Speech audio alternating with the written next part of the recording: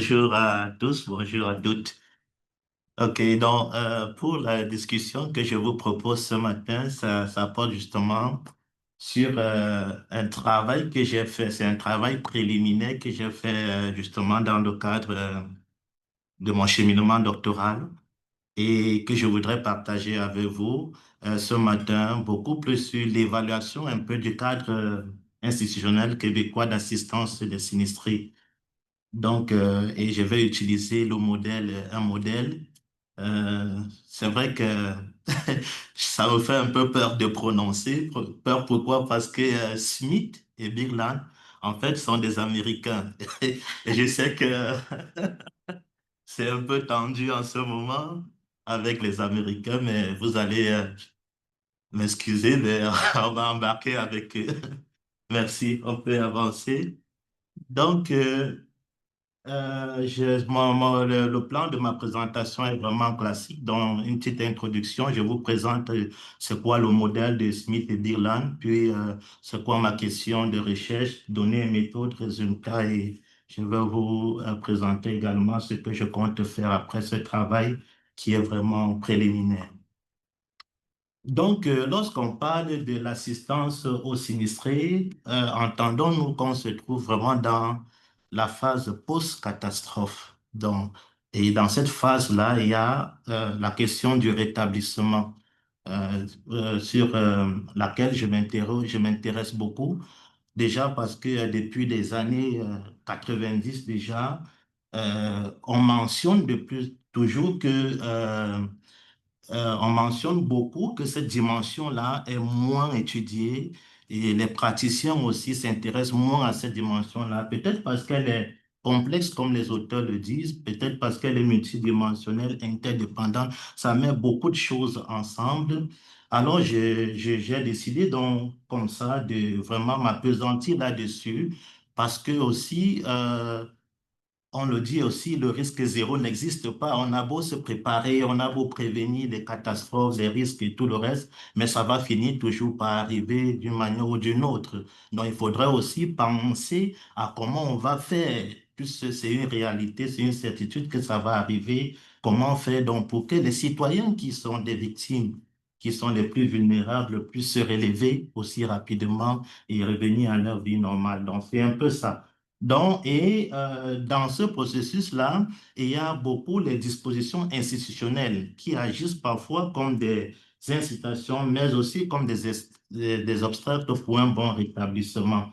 Donc, je prends pour, comment dirais-je, je pense donc que cette observation demeure d'actualité, bien que l'auteur que je cite est un peu plus ancien, mais je pense que cela demeure d'actualité. Et je voudrais donc davantage questionner cela et dans mon travail. Uhum. Donc, il y a plusieurs cadres d'assistance au rétablissement qui existent, mais le modèle de Smith et Bingham m'a semblé être un peu plus structuré et vraiment très utile pour optimiser le processus de rétablissement, comme on va voir tantôt. Et le Québec, pour moi, m'a semblé être aussi un bon cadre pour pouvoir répliquer le modèle qui a été élaboré en contexte américain du fait que justement ici, il y a beaucoup de risques comme les inondations et bien d'autres. Alors, parlons du modèle. J'ai essayé de le schématiser aussi simplement.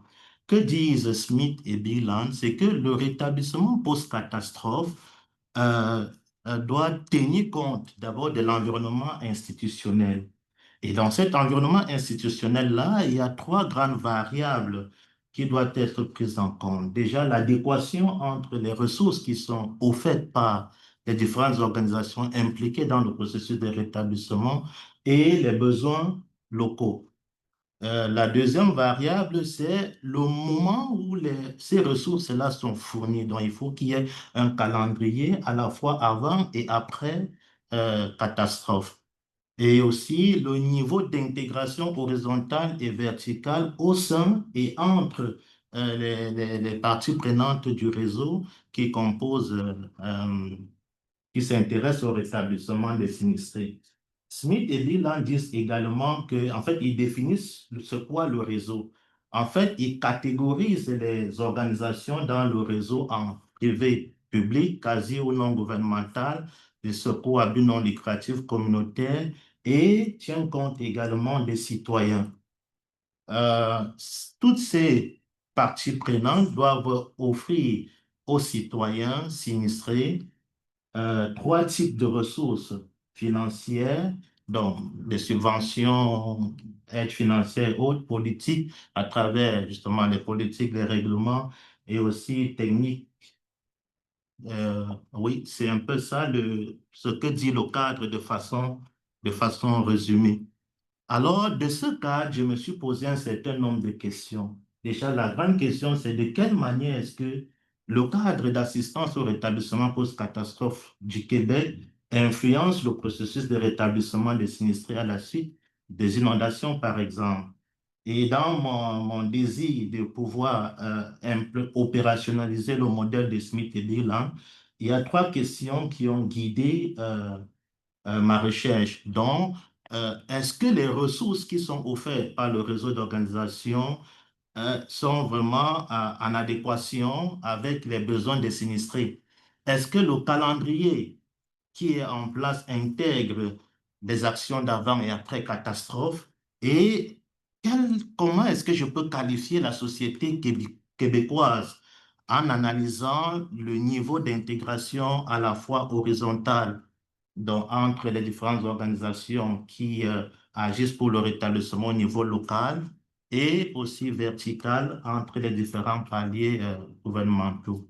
Donc, voilà les questions qui orientent ma réflexion.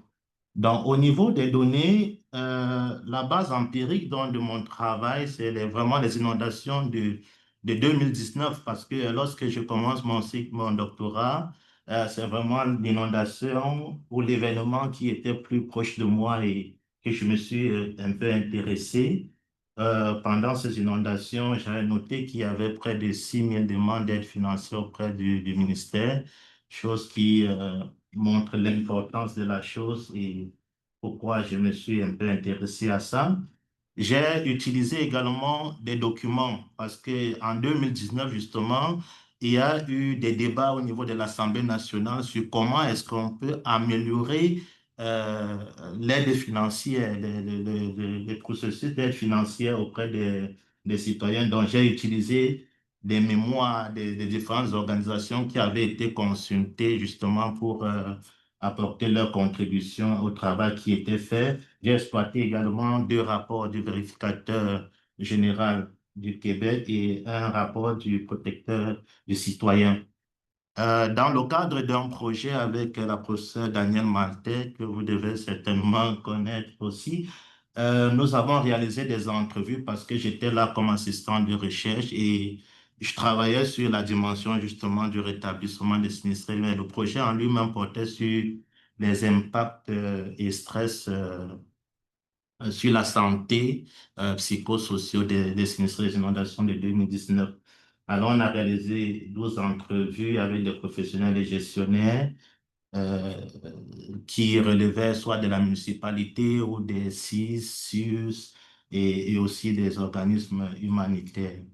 Donc, j'ai fait une analyse thématique dans D12 et l'approche théorique, bien entendu, c'est la théorie du rétablissement que j'ai utilisé le modèle de Smith et Birland. Alors, qu'est-ce que je trouve comme résultat?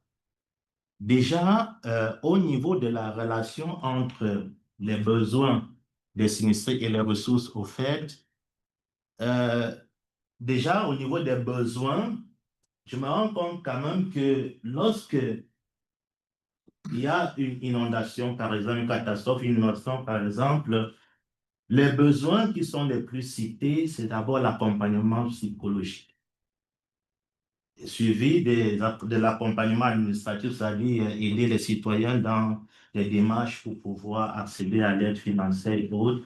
Il y a également les besoins en termes d'hébergement, nutrition, information et on cite moins les indemnités ou l'aide financière. Maintenant, du côté des ressources qui sont offertes, on va se rendre compte que l'assistance technique et logistique dont justement aider les citoyens dans leur démarche pour accéder à l'aide et bien d'autres sont beaucoup plus majoritaires. C'est les organisations publiques qui vont beaucoup l'offrir. Il y a également le soutien psychologique qui sont offerts justement par les organisations publiques, mais il s'agit beaucoup plus du réseau de la santé ou même des organismes qui font un peu dans l'humanitaire comme la Croix-Rouge. Il y a également l'assistance financière, bien entendu, que offre le ministère de la Sécurité publique, dans l'État à travers le MSP. Mais je me rends aussi compte quand même que en plus des trois types d'aides que citent Smith et Birland, que sont et, politique, technique et financière, justement, il y a d'autres types de ressources qui sont offertes aux citoyens dans cette phase-là, comme par exemple la justice. Parce que je me rends compte quand même en lisant le rapport du vérificateur, non pas du vérificateur, mais du protecteur du citoyen, les citoyens font des plaintes aussi lorsqu'ils estiment que leur dossier pour l'aide financière est maltraité.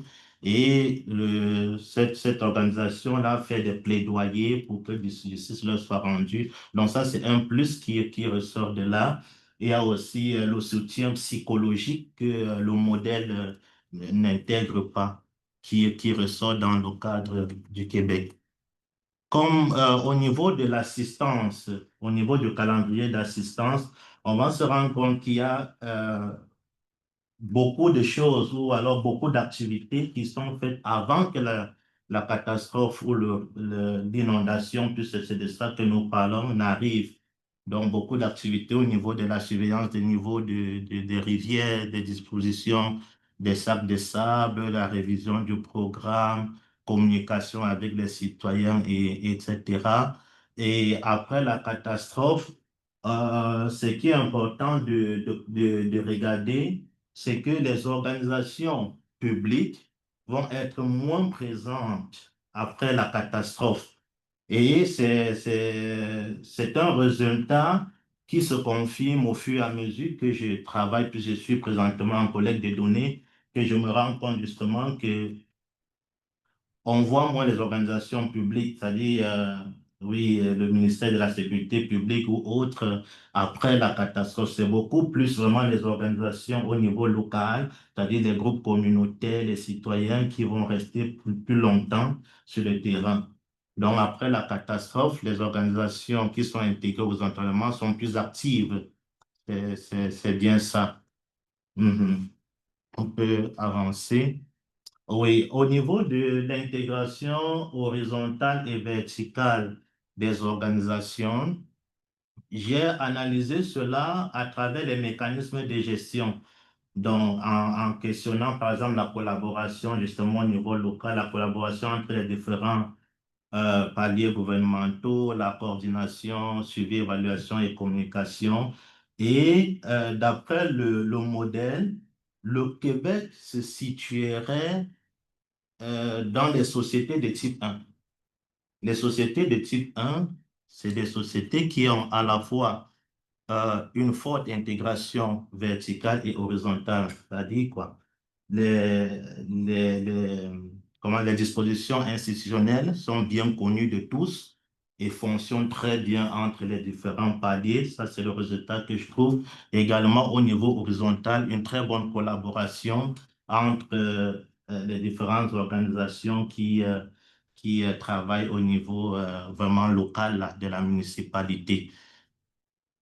Donc, c'est un peu ça. Et bon, si on peut encore davantage regarder le diagramme ou le cadre qui analyse l'intégration horizontale et verticale, on peut aussi voir que les sociétés qui sont mal classées, ce serait de type 4, par exemple, où la collaboration au niveau horizontal et vertical est vraiment très faible.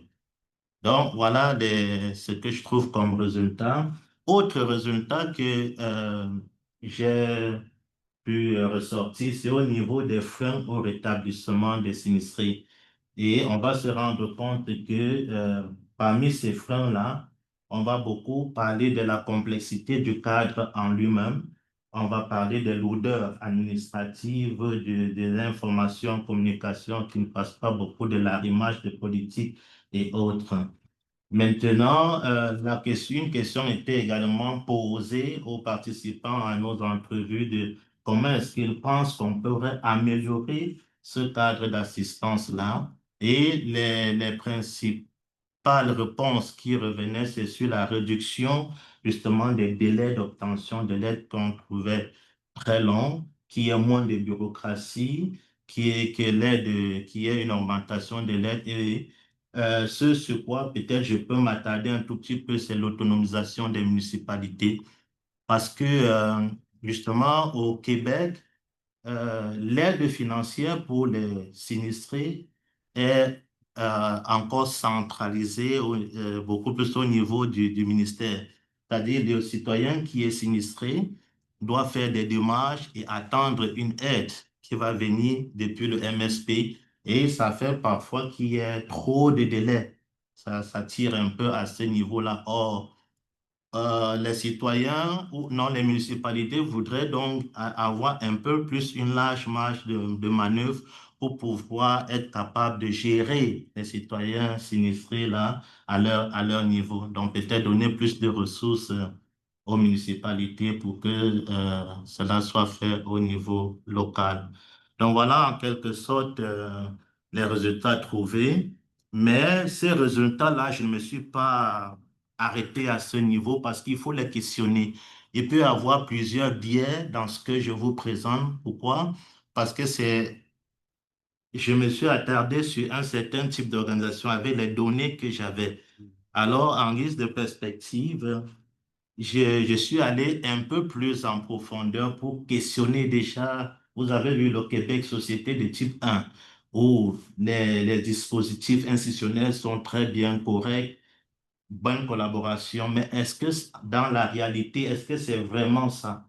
C'est où je suis donc allé chercher un peu le cadre théorique de la gouvernance collaborative en réseau pour associer au cadre théorie d'assistance au rétablissement en ayant toujours pour base empirique les inondations. Cette fois-ci, essayer d'observer ce qui a été fait au Québec dans les 10 dernières années et questionner beaucoup plus c'est quoi les mécanismes de gouvernance qui favorisent ou qui freinent la collaboration entre les parties prenantes impliquées, constituées en réseau dans le cadre du rétablissement des sinistrés.